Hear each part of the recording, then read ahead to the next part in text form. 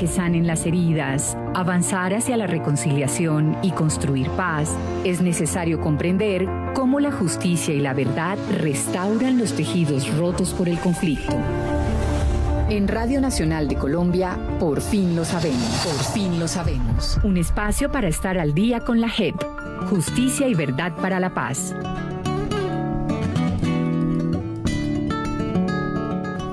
Bienvenidas y bienvenidos a Por fin lo sabemos, el programa de la Jurisdicción Especial para la Paz, que ustedes están escuchando a través de las 68 frecuencias de la Radio Nacional de Colombia, incluyendo las 16 emisoras de paz que tiene la radio pública de nuestro país.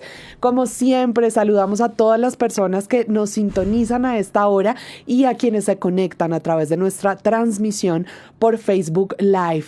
Ya hoy es 14 de diciembre, vamos llegando al cierre de este año 2023, ya mediados de diciembre. Carlos Alberto Chica, muy buenas tardes. Mi nombre es Juliana Cañaveral, la producción de este programa es de Catalina Martelo y Karen Aroca. Carlos, se nos fue el año. Se nos fue el año, pero aquí estamos con mucha emoción por encontrarnos de nuevo con ustedes, las audiencias de la Radio Nacional de Colombia, para hablar además de un tema, lo van a ver en unos momentos, apasionante e inédito, y con una invitada de lujo. Bueno, voy a hacer spoiler, Carlos, de una vez con el tema.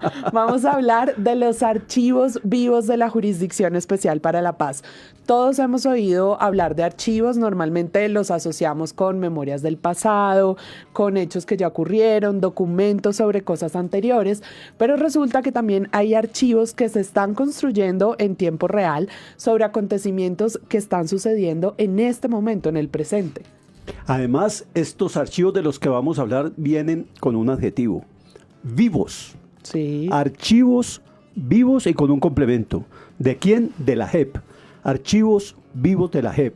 Son archivos que además pueden ser consultados, son de libre acceso en Internet, a través de los medios y las plataformas de la JEP, sin ningún tipo de restricción. Y son archivos, como nos los va a explicar en un momento nuestra invitada, que dan cuenta de lo que está pasando en el día a día de este país que se llama Colombia, que intenta transitar hacia la paz, reconstruir el tejido social y avanzar hacia la reconciliación nacional. Para esos tres propósitos, archivos vivos es como un alimento, es como un oxígeno, es como el agua, porque sin esos archivos vivos, esos otros propósitos, puede ser que se desdibujen y se pierdan.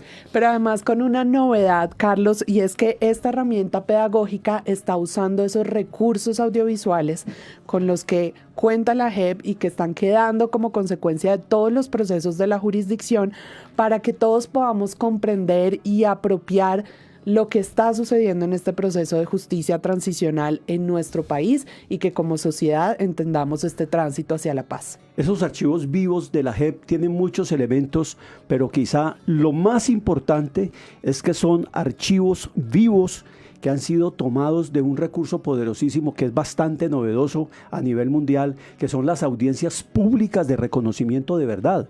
Ese es un hecho que ha marcado un hito en términos de comunicación pública sobre un proceso de justicia transicional y restaurativo como el que está impartiendo la JEP en Colombia, y porque esto se hace ante el país y el mundo, y porque tiene la aceptación pública de responsabilidad de quienes cometieron graves crímenes durante el conflicto armado.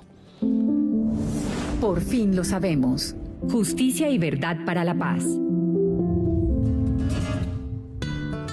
Y hemos hablado, Carlos, aquí en nuestro programa de ese compromiso pedagógico que tiene la JEP. De hecho, hace un par de emisiones mencionábamos el programa Justamente, que lo hace directamente en los colegios, en las escuelas de nuestro país. Pero en general la JEP ha estado tratando de hacerle comprender a la sociedad y ayudarnos a comprender todo este proceso para que no repitamos el dolor que hemos vivido en nuestro país como consecuencia de la confrontación armada. Bueno, estamos llenos de preguntas, pero les invito a que tomen atenta nota de este informe que nos da un poco más de elementos de contexto a las cosas que ya hemos dicho Juliana y yo, para después entrar de lleno con nuestra invitada y con muchas preguntas que tenemos y que seguramente ustedes también tendrán para ella. Así que les invito a escuchar este informe que han preparado Mónica Valdés y Daniel Perdomo de la Subdirección de Comunicaciones de la JEP.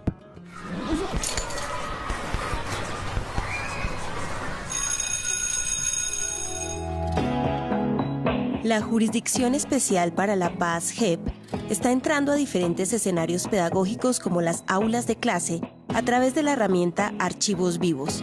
Esta herramienta reúne registros audiovisuales en los que se destacan fragmentos de momentos históricos relacionados con las experiencias de la JEP, que imparte justicia transicional con enfoque restaurativo en Colombia. Precisamente, las audiencias de reconocimiento de verdad han sido estos espacios que han marcado hitos en la Jurisdicción Especial para la Paz. Allí se han encontrado en un mismo recinto víctimas, comparecientes, magistradas y magistrados.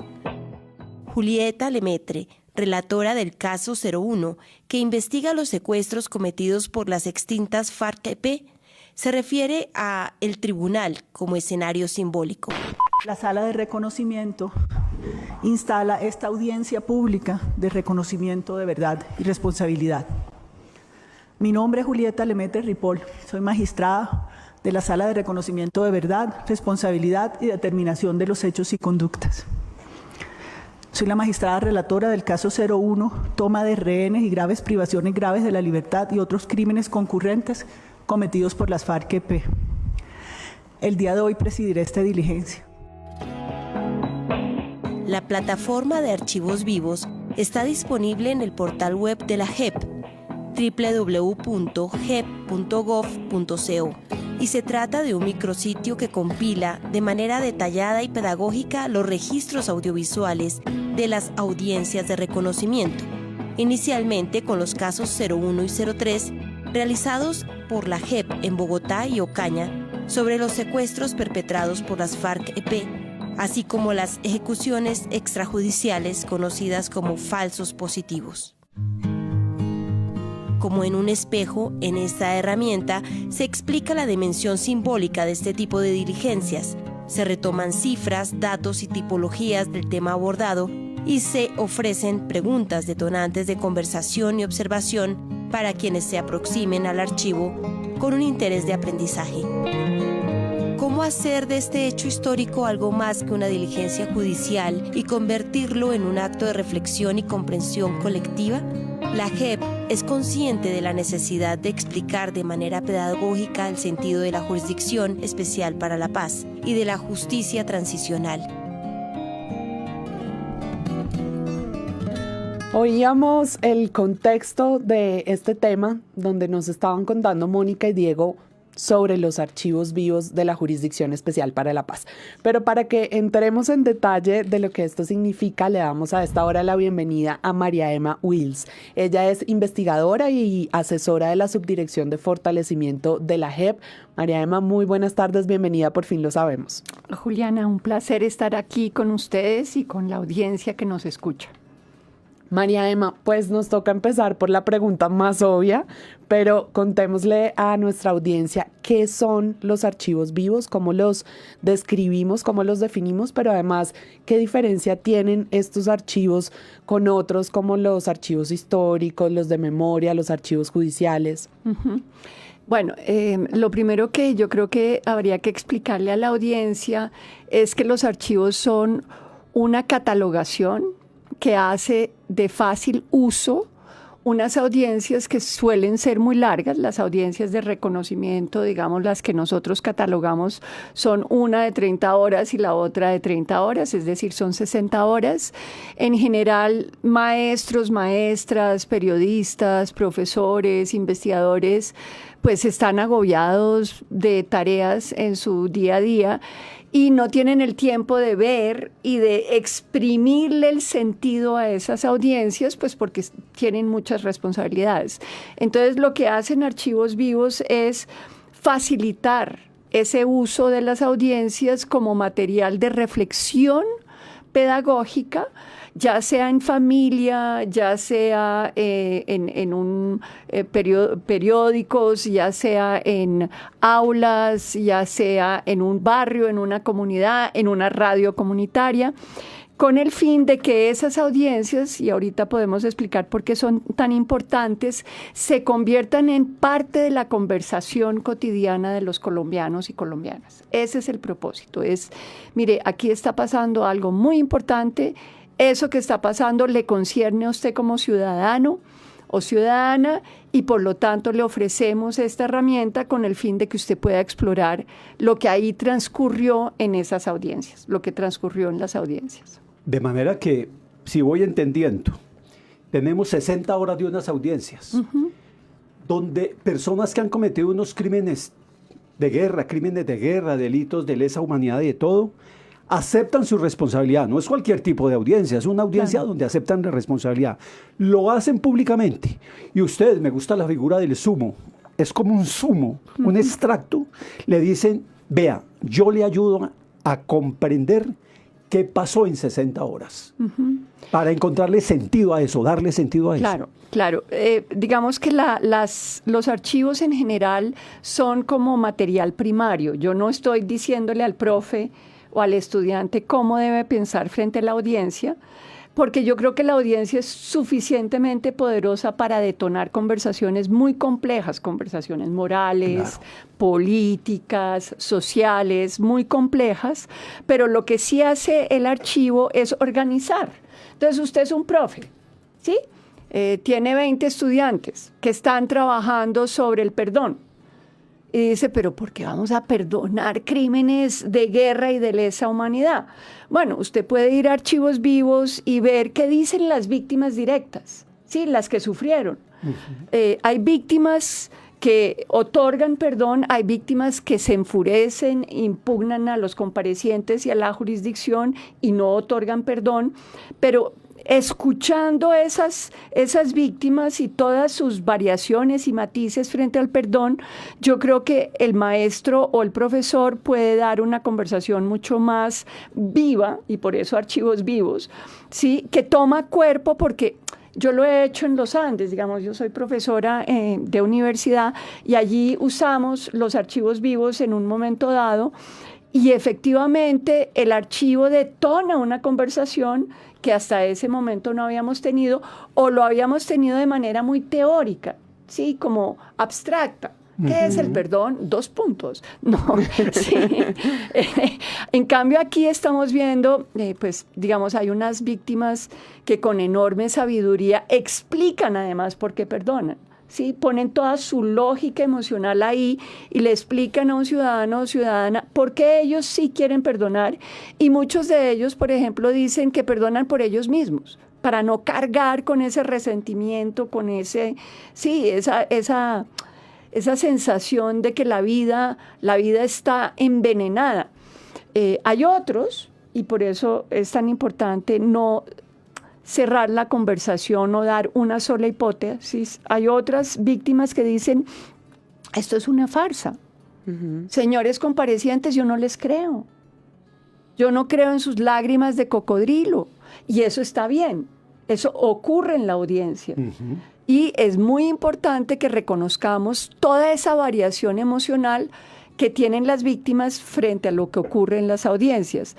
Porque es importante que salga de los tribunales y circule por la universidad, por los periódicos, por la radio, porque a mí me parece que en esas audiencias lo que estamos viendo es el despliegue de lo que aconteció en Colombia, de una historia reciente, es decir, estamos viendo pasar la historia reciente de la voz de las víctimas, y esa historia reciente es conmovedora porque es muy brutal, digamos, hay dolores muy profundos en las víctimas, pero luego estamos viendo unos comparecientes que en muchos casos no solo reconocen y dicen, sí, yo lo hice, sino que incluyen un elemento de reflexión moral, ¿sí? Que yo no había visto en otros tribunales y en otros procesos judiciales de justicia transicional, y incluyen una reflexión moral donde le dan a la juventud,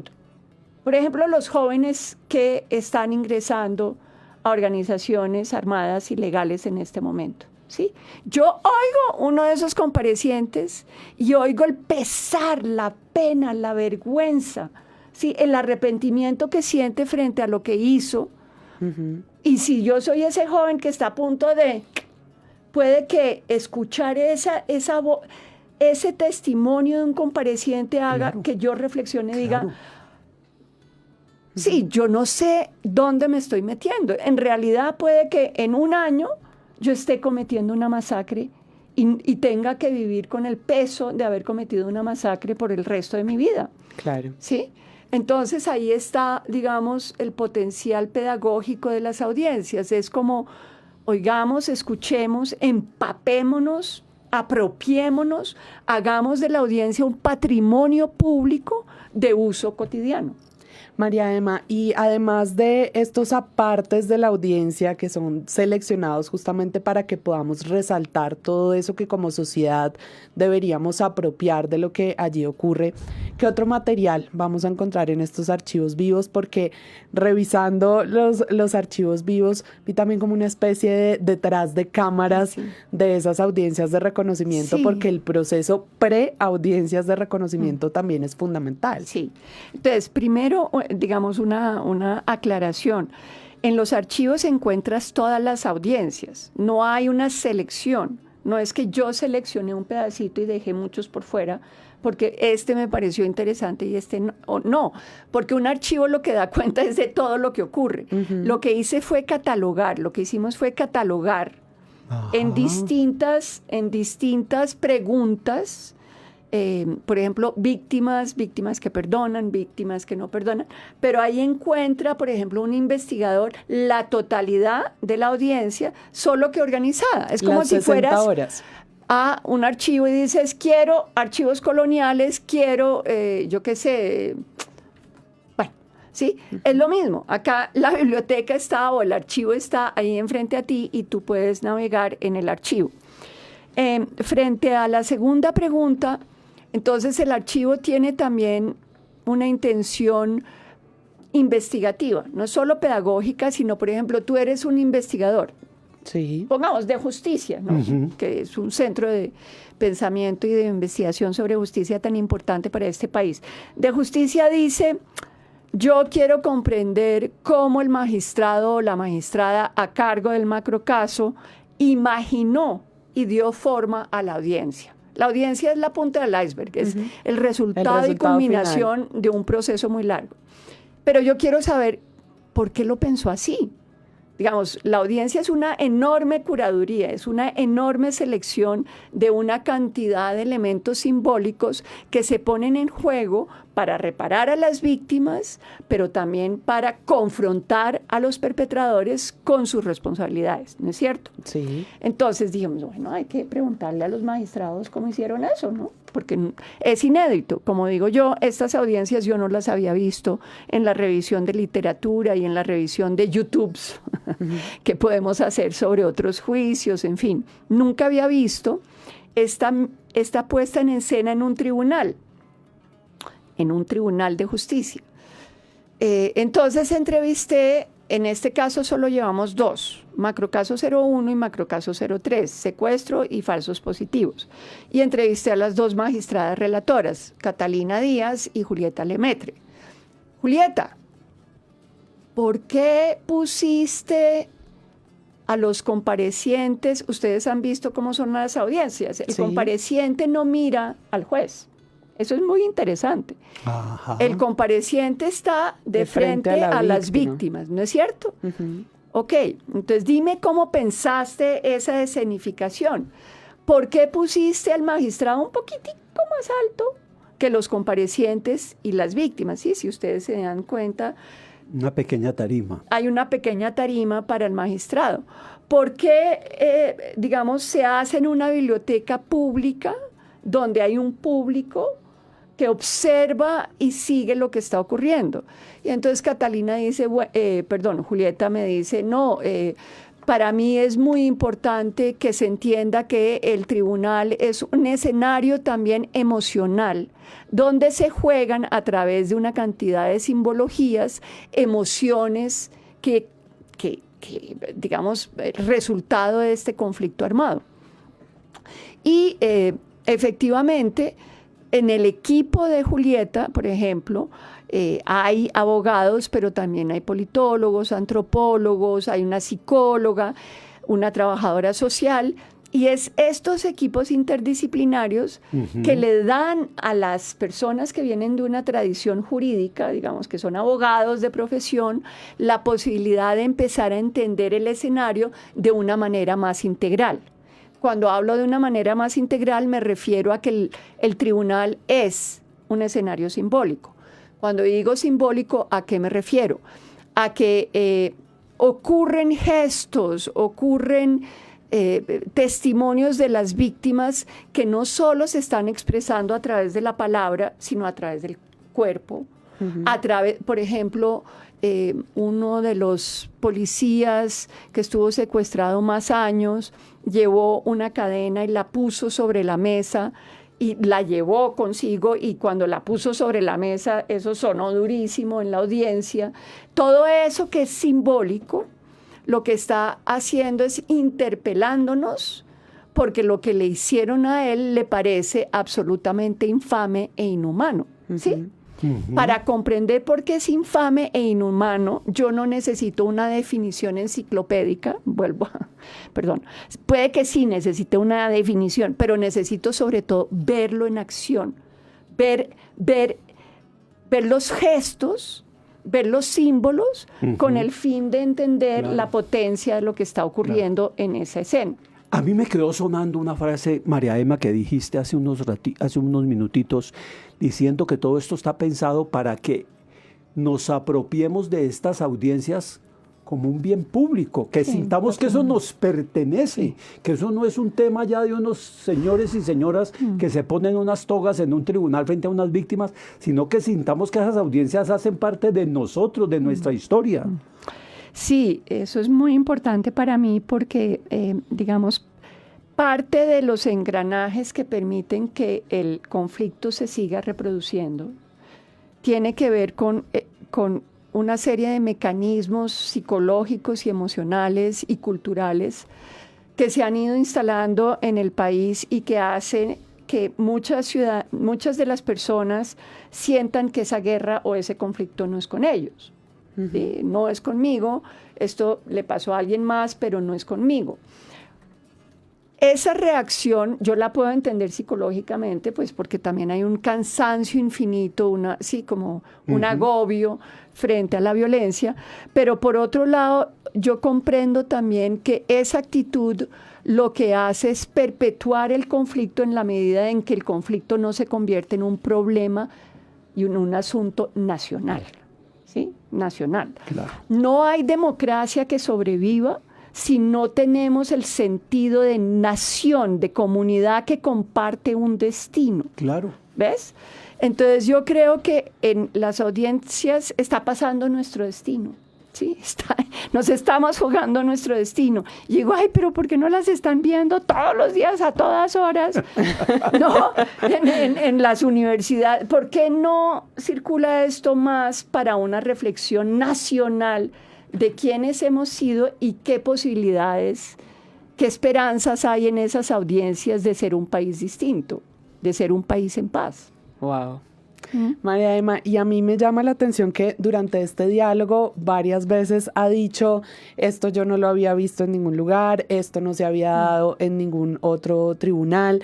En estos archivos vivos hay también una línea de tiempo de lo que ha sucedido con la justicia transicional en el mundo a nivel histórico. ¿Cuáles son esos hallazgos que ustedes encontraron al hacer esta línea de tiempo de lo que está haciendo diferente hoy Colombia para transitar hacia la paz y de lo que deberíamos estar resaltando de todo este proceso?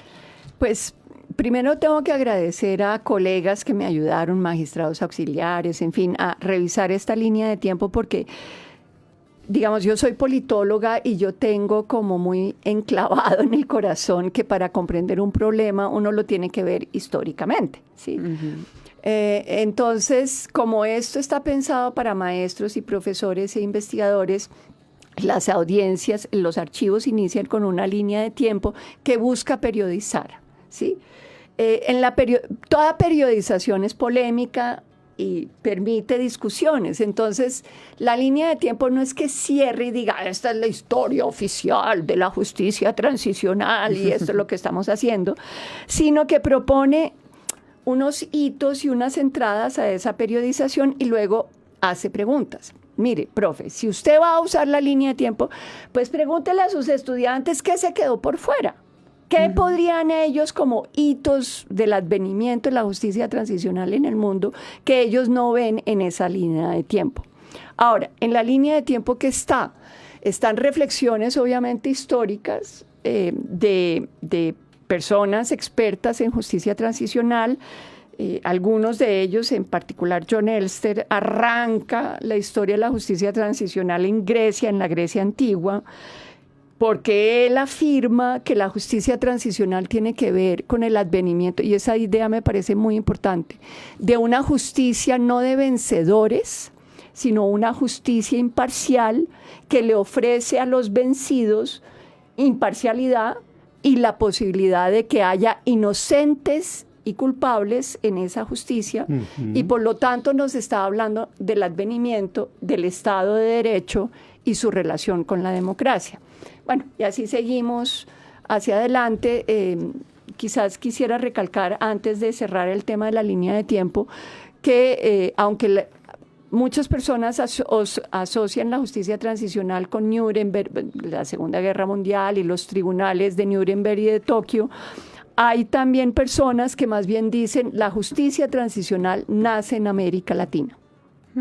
Y a mí me interesa que los estudiantes reconozcan que este continente produce innovaciones, imaginaciones sociales que nos permiten mejorar como humanidad. Es decir, que no todo nos viene de fuera, así que nosotros produjimos esa justicia transicional, y en particular hay quienes dicen que fueron las luchas de las organizaciones de víctimas en América Latina las que llevaron a la justicia, la normativa universal, a tener en cuenta una serie de reclamos que antes no se tenían en cuenta en esos procesos de justicia. María Emma, nos queda solamente 1 minuto y medio. Sí. Yo estoy que me sueño con ser un maestro, me estoy imaginando esto en el Putumayo, en Chocó, por allá en un aula de clase con los pelados, con las peladas, haciendo este ejercicio, o como periodista también. Pero ¿qué viene ahora? Porque ahora nos hemos concentrado en 2 casos, ¿verdad? Pero ¿qué viene ahora entonces con estos archivos vivos? Pues mire, yo creo que hay otras cosas que están también pasando en la jurisdicción que son supremamente interesantes, como los procesos de medidas cautelares. Como ustedes saben, en los cementerios, a veces en los ríos, en el borde de los ríos, hay una cantidad de huellas del conflicto armado que necesitamos proteger para que esas fuentes, esos archivos vivos que están ahí, no se pierdan y puedan hablarle a los vivos de lo que ocurrió en ese momento. Entonces yo creo que el año entrante lo que va a seguir es una serie de archivos vivos sobre medidas cautelares, Dabeiba, en fin, otras medidas cautelares organizadas de esta manera para que maestros, maestras, investigadores, periodistas puedan conversar, usar, discurrir, narrar esto que está ocurriendo en la jurisdicción. Es María Emma Wills, investigadora, asesora de la Subdirección de Fortalecimiento de la JEP. María Emma, muchas gracias por habernos acompañado. Por fin lo sabemos. Gracias, María Emma. Gracias a ustedes. Les esperamos el próximo jueves 21 de diciembre, 2:30 de la tarde, para hablar con el magistrado Oscar Parra, que es correlator del caso 03 de falsos positivos, sobre las recientes decisiones en lo que se conoce en la JEP como los subcasos de Casanare y del Huila. Así que próximo jueves, 2:30 de la tarde. Para que sanen las heridas, avanzar hacia la reconciliación y construir paz, es necesario comprender cómo la justicia y la verdad restauran los tejidos rotos por el conflicto.